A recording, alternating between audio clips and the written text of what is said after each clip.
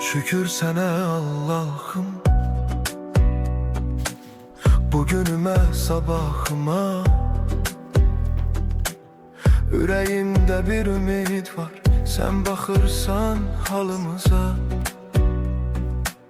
Şükür sənə Allah'ım, yolumu düz saxla hər an.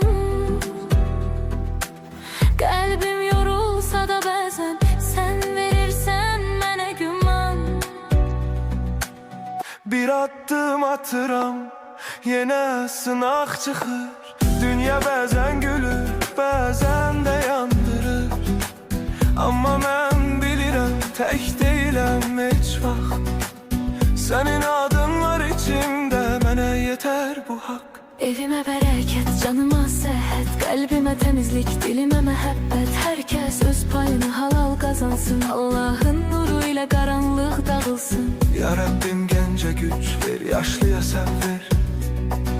Qəmli olan ürəklərə biraz rahatlıq ver. Kim yorulub, kim ağlayıb, kim tək qalıbsa, sən çatdı köməyini